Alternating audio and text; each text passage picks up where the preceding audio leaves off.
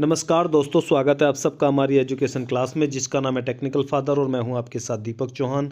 जितने भी लेक्चर हमारे आते हैं, अगर आप लोगों ने वो अभी तक नहीं देखे हैं तो सबसे पहले आप लोगों को उन्हें देख लेना है, ताकि आने वाले जितने भी लेक्चर होंगे या फिर आज का जो लेक्चर है उनसे उन्हें आपको रिलेट कर सको।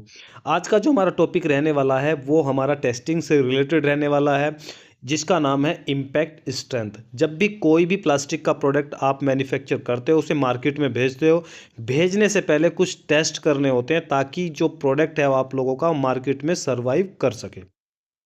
उनमें से ही एक टेस्ट होता है जिसका नाम होता है इम्पैक्ट स्ट्रेंथ टेस्ट, कि जो आप लोगों का प्रोडक्ट मार्केट में जाने वाला है उसकी इम्पैक्ट स्ट्रेंथ कितनी अच्छी है या कितनी बेकार है, वो किस तरीके से वहाँ सरवाइव कर सकता है जहाँ पर भी वो एप्लीकेशन यूज़ होना है। तो आज हम जानने वाले हैं कि इम्पैक्ट स्ट्रेंथ होती क्या है किसी भी प्लास्टिक प्रोडक्ट के लिए।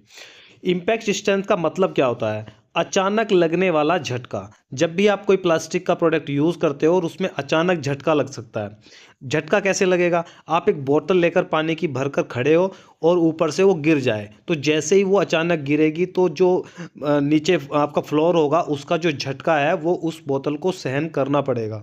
उसमें दो ही कंडीशन हो सकती हैं, या तो बोतल टूट सकती है या फिर वो नहीं टूटेगी। जितना भी वो झटका लगा है, अगर वो बोतल उसे बियर कर जाती है तो इससे ये पता चलता है कि इसकी जो इम्पैक्ट स्ट्रेंथ है वो काफ़ी अच्छी है। वो इस लेवल का जो झटका है, अचानक लगने वाला झटका है, उसे वो सहन कर सकती है, बियर कर सकती है।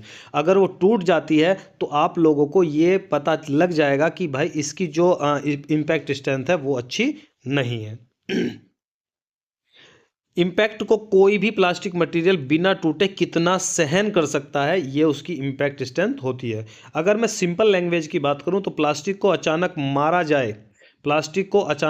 जाए, गिराया जाए या झटका लगे तो वह कितनी एनर्जी एब्जॉर्ब करने पर भी नहीं टूटे, वही उसकी इम्पैक्ट स्ट्रेंथ होती है।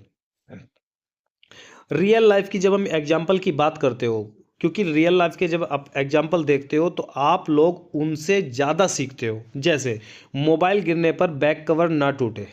आप लोगों का मोबाइल गिर गया, गिराना नहीं है वरना तो डिस्प्ले आपकी जाएगी जाएगी, कितनी अच्छी इम्पैक्ट स्ट्रेंथ आप बना लो, वो टूटेगी टूटेगी। लेकिन हम बात कर रहे हैं बैक कवर की, क्योंकि सबसे पहले जो झटका लगता है वो किसे लगता है? बैक कवर को लगता है, और वो प्लास्टिक का ही बना होता है।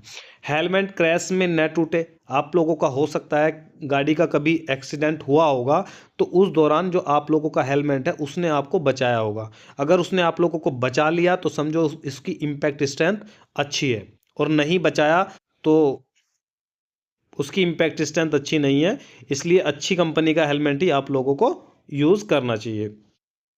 प्लास्टिक बकेट गिरने पर क्रैक न आए। अगर प्लास्टिक की जो बाल्टी है, मग्गा है, टब है, कोई भी प्लास्टिक का ए टू जेड प्रोडक्ट है, अगर वो गिर जाता है, उसे अचानक झटका लग जाता है और उसमें क्रैक ना आए, वो टूटे ना, तो उसकी जो इम्पैक्ट स्ट्रेंथ है मान लो कि वो काफ़ी ज़्यादा अच्छी है। इन सब में इम्पैक्ट जो स्ट्रेंथ है वो काफ़ी ज़्यादा ज़रूरी होती है। दूसरा हमारा आता है इम्पैक्ट स्ट्रेंथ ज़रूरी क्यों होती है। मेन चीज़ हमारी ये होती है, प्लास्टिक प्रोडक्ट में इम्पैक्ट स्ट्रेंथ इंपॉर्टेंट होती है क्योंकि अचानक लोड आ जाता है। किसी भी चीज़ पर अगर अचानक लोड आ जाता है तो वहाँ पर उसकी स्ट्रेंथ ही काम करती है। जब भी आप कोई ऐसा काम करते हो, आप किसी भी मैराथन में आप पार्टिसिपेट करते हो, कुश्ती में आप पार्टिसिपेट करते हो, आप कोई भी गेम में आप पार्टिसिपेट करते हो, तो बोला जाता है कि इसकी जो स्ट्रेंथ है वो काफ़ी ज़्यादा अच्छी है। इसलिए ये जो है जो आपने कोई भी पार्टिसिपेशन है उसमें आप लोगों ने क्या करी है, जीत हासिल करी है, क्योंकि आपकी जो स्ट्रेंथ थी वो काफ़ी अच्छी थी। वैसे ही जो प्रोडक्ट होता है उसकी भी अगर स्ट्रेंथ अच्छी है तो कहीं ना कहीं वो सरवाइव कर जाएगा। गिरने टकराने का रिस्क होता है, सेफ्टी रिलेटेड पार्ट्स होते हैं, ये सारे के सारे इनकी जो इम्पैक्ट स्ट्रेंथ है वो ज़रूरी होती है। High impact strength tough plastic. अब ये चीज़ समझने वाली है। हाई इम्पैक्ट स्ट्रेंथ का मतलब होता है टफ प्लास्टिक। इसका मतलब समझिए, आप लोगों ने घर पर लेंटर डाला होगा छत पर, उसमें आप देखते हो कि 4 सूत के जो सरिये होते हैं, सरिया होता है, वो आप डालते हो, ठीक है, और उनकी साथ में आप 3 सूत के भी डालते हो जो बारीक होते हैं, पतले होते हैं। लेकिन आप लोग लेंटर में जो मजबूत सरिया है वो ही सारा क्यों नहीं डाल रहे हो? ये बारीक सरिया जो पतला है उसे आप उसके साथ में क्यों डाल रहे हो? वो इसलिए ताकि अगर किसी भी तरह का लोड लेंटर पे आता है तो वो लचक ले जाए, टफ हो, ठीक है। स्ट्रेंथ का मतलब मजबूत होना नहीं है, स्ट्रेंथ का मतलब होता है टफनेस। जैसे ही आप इसके लेंटर पर आप लोगों का क्या प्रेशर आएगा, लोड आएगा, तो ये क्या हो जाएगा, ये लचक ले जाएगा, टूटेगा नहीं। अगर आप लोग मजबूत सरिया डालोगे तो वो जब लोड आएगा तो वो सीधा टूटेगा, लचक का उसमें कोई लेना देना नहीं है। ठीक है। तो ये हाई इम्पैक्ट स्ट्रेंथ का मतलब होता है tough plastic. Low impact strength का मतलब होता है ब्रिटल प्लास्टिक। दो तरीके के प्रोडक्ट आप देखने को मिलते हैं, एक होता है ब्रिटलनेस, एक होती है डक्टाइल मटेरियल। ब्रिटलनेस क्या होती है, जैसे आप लोगों ने चीनी मिट्टी का कप देखा है, ठीक है, उसे जैसे ही आप खींचने लगोगे तो वो खींचेगा नहीं, उसमें इलोंगेट नहीं होगा, इलोंगेशन नहीं होगी उसमें, वो 1 mm भी नहीं खींचेगा, वो तुरंत टूट जाएगा। लेकिन जो आप लोगों के टेंसाइल मटेरियल होते हैं, डक्टाइल मटेरियल होते हैं, वो क्या करते हैं, खींचने पर, लोड डालने पर पहले वो खींचते हैं, इलोंगेट होते हैं, उनके अंदर इलोंगेशन होती है, वो बढ़ते हैं अपने आकार का, जो आकार है उसे वो बढ़ाते हैं, बढ़ाने के बाद में एक पॉइंट ऐसा आता है जब वो टूट जाते हैं। ठीक है। तो एक तरफ आप लोगों को क्या हो गया, टफ प्लास्टिक, दूसरे हो गए ब्रिटल प्लास्टिक। ब्रिटल वो होते हैं, इन्हें हिंदी में बोलते हैं भंगुर। किसी भी प्लास्टिक मटेरियल, अगर कोई प्लास्टिक मटेरियल भंगुर है, ब्रिटल है, तो वो क्या है, उसकी लो इम्पैक्ट स्ट्रेंथ है। इम्पैक्ट स्ट्रेंथ कैसे मेज़र की जाती है, ये ज़्यादा इंपॉर्टेंट चीज़ है भाई। इम्पैक्ट स्ट्रेंथ आप लोगों को निकालनी है, कैलकुलेट करनी है, तो वो करनी कैसे है, इसके लिए आप दो टेस्टों का यूज़ करते हैं। ठीक है। जब भी आप लोगों ने सीपेट वगैरह में कॉलेज में पढ़ाई की होगी तो वहाँ पर दो टेस्ट कराए जाते हैं, किससे रिलेटेड, इम्पैक्ट स्ट्रेंथ से रिलेटेड।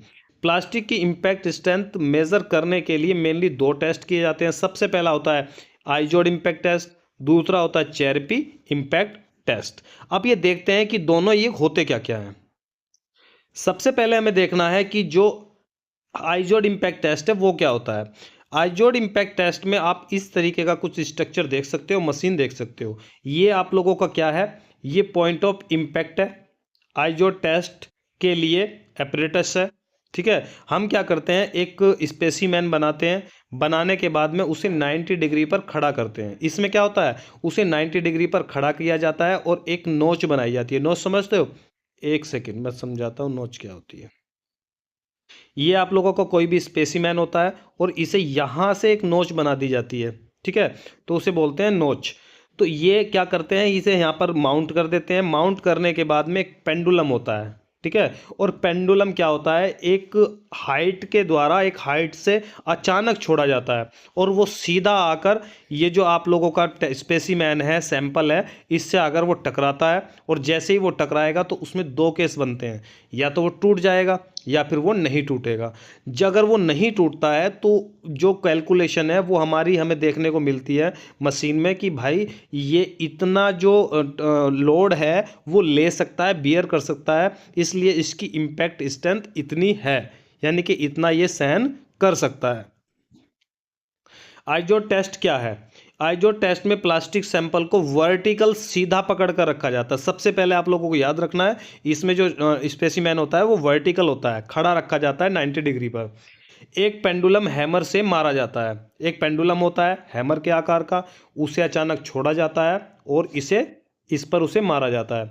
आइजोड टेस्ट में होता क्या है, प्लास्टिक स्पेसिमेन में पहले से वी नोच, जो मैंने बताया आप लोगों को, इस तरीके की एक नोच है वो बनाई जाती है, वी नोच बनाया जाता है। स्पेसिमेन को वर्टिकल क्लैंप में फिक्स किया जाता है, हैमर को ऊपर से छोड़ते हैं और हैमर प्लास्टिक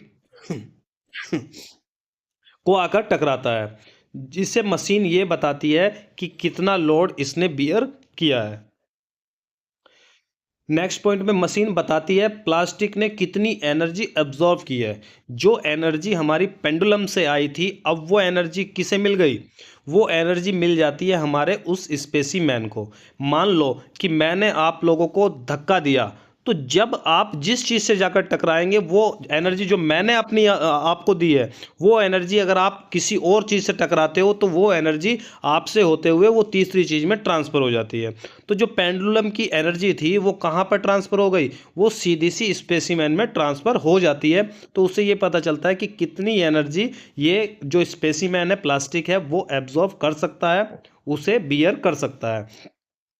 आइजो टेस्ट ओरिएंटेशन, स्पेसिमेन सीधा रखते हैं, नोच हैमर की तरफ होती है, नोच जो बनाई वी शेप नोच होती है, ये किसकी तरफ होगी? ये हैमर की तरफ होगी। आइजोड टेस्ट का रिजल्ट यूनिट में आता है, ये भी इंपॉर्टेंट है। यूनिट क्या होगी? जूल पर मीटर, जे पर एम, या केजी सी एम पर सेंटीमीटर, केजी पर सेंटीमीटर।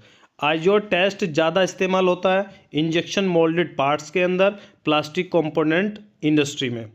अब चेरेपी की बात करते हैं कि चेरेपी कहाँ पर यूज़ होता है और ये होता क्या है। चेरेपी इम्पैक्ट टेस्ट को पूरा समझे। पूरा कैसे समझेंगे? ये जो चेरेपी होता है, इसमें जो हम सैंपल रखते हैं, स्पेसिमेन रखते हैं, वो हॉरिजेंटल रखते हैं, ठीक है। या हम ये बोल सकते हैं, इसे हम 45 डिग्री पर टिल्टेड रखते हैं और एक नोच बनाते हैं। नोच का आप लोगों को पता ही है। कंडीशन हमारी वही रहेगी कि एक पेंडुलम होगा, पेंडुलम को अचानक छोड़ा जाएगा, छोड़ने के बाद में वो स्पेसिमेन से आकर टकराएगा और जो लोड है वो कैलकुलेट हो जाएगा कि कितना लोड इसने एब्जॉर्ब किया है। तो चेरेपी टेस्ट क्या है? चेरेपी टेस्ट में प्लास्टिक सैंपल को हॉरिजेंटल लेटा कर रखा जाता है और बीच में हैमर से उसे स्ट्राइक किया जाता है। चेरेपी टेस्ट का प्रोसेस क्या होता है? प्लास्टिक स्पेसिमेन पर नोच बनाया जाता है, स्पेसिमेन को 2 सपोर्ट्स पर रखा जाता है। 2 सपोर्ट्स होंगी, एक इधर होगी एक इधर होगी, 2 सपोर्ट्स पर इसे रखा जाता है और बीच में सैंपल रखा जाता है। हैमर बीच में स्ट्राइक करता है, टूटने में लगी एनर्जी को मेजर किया जाता है, कैलकुलेट किया जाता है। चेरेपी टेस्ट ओरिएंटेशन, स्पेसिमेन हॉरिजेंटल होता है और आइजोड में वर्टिकल होता है। नोच हैमर से अपोजिट साइज होती है और जो आइजोड होता है उसमें उसकी साइड ही होती है, ठीक है, हैमर की साइड ही होती है। चेरेपी टेस्ट का रिजल्ट क्या आता है? यूनिट इसकी kilojoule per metre square होती है, या फिर आप इसे जूल भी बोल सकते हो। चेरेपी टेस्ट ज़्यादा यूज़ कहाँ पर होता है? मटेरियल कंपैरिजन और रिसर्च एंड क्वालिटी टेस्टिंग में इसका यूज़ सबसे ज़्यादा किया जाता है। अगर हम दोनों में कंपेयर करें तो सबसे पहले हम देखते हैं पॉइंट कौन कौन से हैं, और इधर आइजोड है और इधर चेरेपी है। पॉइंट्स क्या हैं? स्पेसिमेन की पोजीशन इसमें वर्टिकल होती है, आइजोड में, इसमें हॉरिजॉन्टल होती है।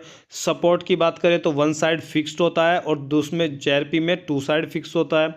नोच डायरेक्शन की बात करें तो आइजोड में जो नोच होगी वो हैमर की साइड होती है और चेरेपी में जो नोच होती है वो हैमर के अपोजिट साइड होती है। इंडस्ट्री में यूज़ की बात करें तो इंजेक्शन मोल्डिंग और ये मटेरियल टेस्टिंग के लिए या रिसर्च वगैरह के लिए यूज होता है। जब रिजल्ट यूनिट की बात करते हैं तो जूल पर मीटर होता है और इसमें kilojoule per metre square होता है। और ये क्वेश्चन सीपैट वगैरह या आपके क्वेश्चन जो पेपर होता है उसमें ये पूछे जाते हैं। किन फैक्टर से इम्पैक्ट स्ट्रेंथ बदलती है? ऐसे कौन कौन से फैक्टर हो सकते हैं जिनसे इम्पैक्ट स्ट्रेंथ चेंज हो सकती है? इम्पैक्ट स्ट्रेंथ डिपेंड करती है प्लास्टिक मटेरियल के टाइप पे। पीपी टाइप का मटेरियल है, एबीएस है, नायलॉन है, जो अलग अलग टाइप के मटेरियल है उनकी जो इम्पैक्ट स्ट्रेंथ है वो अलग अलग हो सकती है, सभी की समान नहीं होती है। टेम्परेचर, ठंड में इम्पैक्ट स्ट्रेंथ कम हो जाती है, ये आप लोगों को ध्यान रखना है। जब गर्मी का मौसम होगा या फिर आप लोगों का टेम्परेचर ज़्यादा होगा तो इम्पैक्ट स्ट्रेंथ क्या हो जाती है? बढ़ जाती है।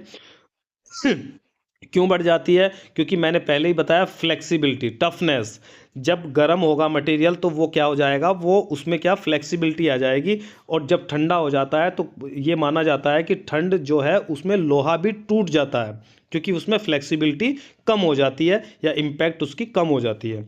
नोच size and shape, filler, filler अगर ग्लास फील्ड मटेरियल है तो उसकी इम्पैक्ट स्ट्रेंथ अलग होगी। MFI high, MFI low impact strength, यानी कि आप लोगों का मटेरियल का अगर फ्लो रेट ज़्यादा है तो उसकी इम्पैक्ट स्ट्रेंथ कम होगी, ये बहुत इंपॉर्टेंट है आप लोगों के लिए। और अगर एमएफआई आप लोगों की क्या है, कम है, तो जो इम्पैक्ट स्ट्रेंथ होगी वो ज़्यादा होगी, ठीक है। तो इसी तरीके से अगर आप लोगों को सारे टेस्ट पढ़ने हैं, आप लोगों को कंप्लीट इंजेक्शन मोल्डिंग पढ़नी है या और कोई भी टॉपिक पढ़ना है तो आप लोग हमारे ऑनलाइन कोर्स को भी कोर्स में भी इनरोल कर सकते हो, उसे ज्वाइन कर सकते हो। उसका सा सीधा सा जो प्रोसीजर होता है वो ये होता है कि ये हमारा व्हाट्सअप नंबर होता है, आप इस पे कॉल भी कर सकते हो और इस पे आप लोगों को हाय बोलना है या फिर हमें कॉल करनी है और उसकी पूरी जानकारी कोर्स की आप ले सकते हो। 976047 2074। जो भी हमारे लेक्चर आते हैं उनके जो PDF नोट्स होते हैं वो भी आप इसी नंबर पर हमसे कांटेक्ट करके ले सकते हो, ताकि आप लोगों के जो इंटरव्यू है उसमें आप लोगों को हेल्प मिल सके। तो आज के लिए इतना ही, मिलते हैं नेक्स्ट लेक्चर में। जब तक के लिए दीजिए हमें इजाज़त। जय हिंद, जय भारत।